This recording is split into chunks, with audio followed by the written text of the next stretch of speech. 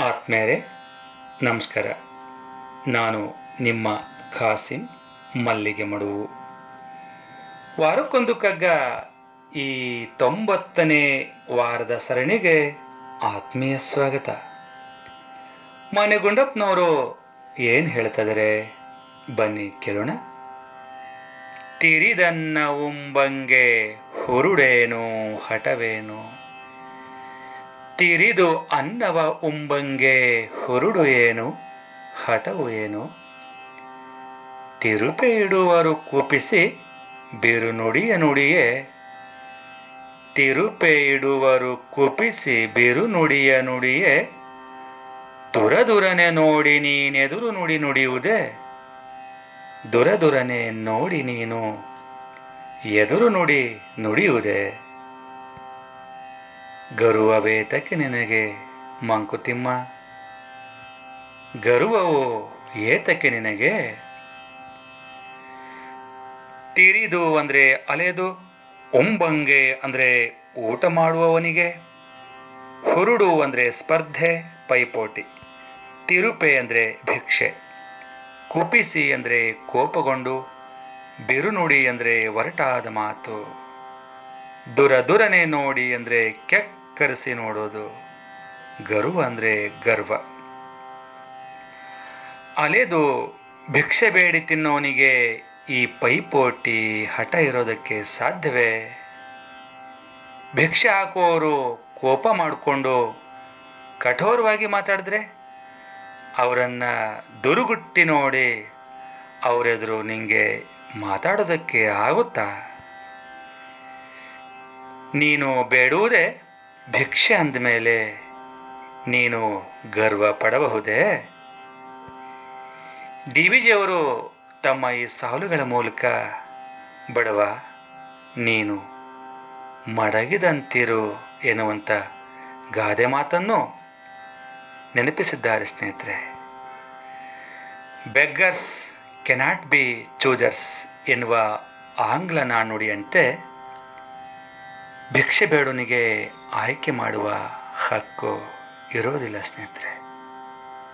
ಭಿಕ್ಷೆ ಇಂಥದ್ದೇ ನೀಡಬೇಕು, ಇಷ್ಟೇ ನೀಡಬೇಕು, ಅಷ್ಟೇ ನೀಡಬೇಕು, ಇಂಥದ್ದೇ ಬೇಕು, ಅದೇ ಬೇಕು, ಇದೇ ಬೇಕು ಅಂತ ಇದೆಲ್ಲ ಕೇಳೋ ಅಧಿಕಾರ ಭಿಕ್ಷೆ ಬೇಡುವವನಿಗೆ ಖಂಡಿತ ಇಲ್ಲ. ಬೇಡುವ ಕೈಗಳಿಗೆ ಆಡುವ ಬಾಯಿ ಇರಬಾರ್ದು. ಯಾರು ಏನು ಕೊಟ್ಟರೂ ವಿಧಿ ಇಲ್ಲದೆ ಸ್ವೀಕರಿಸಬೇಕು.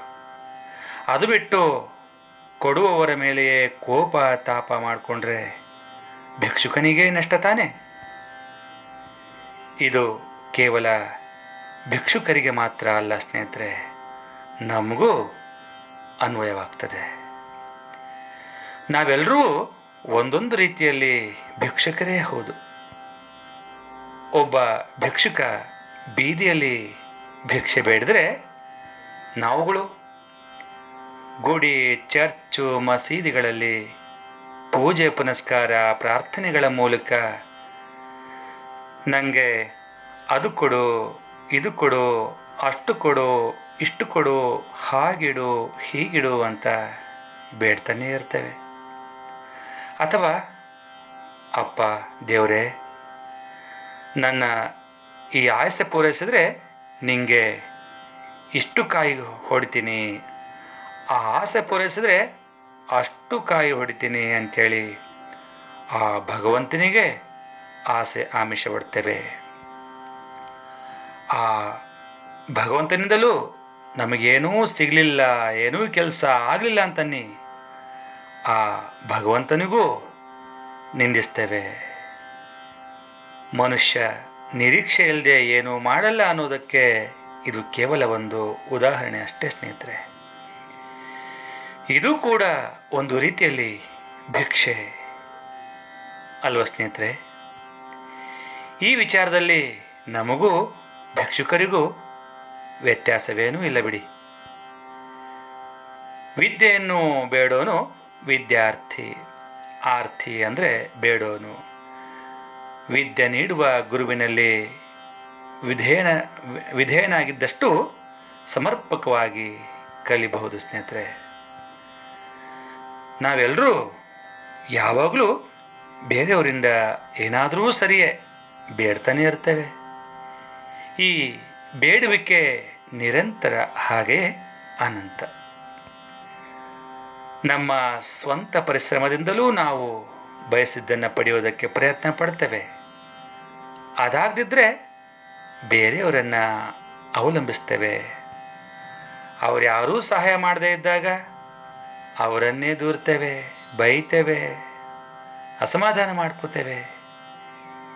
ಇದು ಕೇವಲ ನಮ್ಮ ಗರ್ವದಿಂದ ಉಂಟಾಗುವ ಭಾವವು ಅಷ್ಟೇ. ಇದಕ್ಕೆಲ್ಲ ಕಾರಣ ನಮ್ಮಲ್ಲಿರುವ ಅರಿವಿನ ಕೊರತೆ.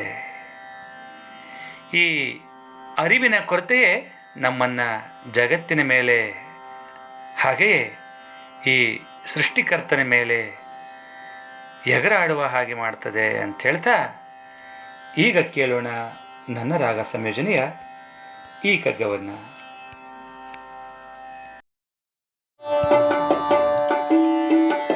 ತೆರೆದು ಅನ್ನವ ಉಂಬಂಗೆ ಹುರುಡೋ ಏನೋ, ತೆರೆದು ಅನ್ನವ ಉಂಬಂಗೆ ಹುರುಡೋ ಏನೋ, ಹಠವೇನೋ.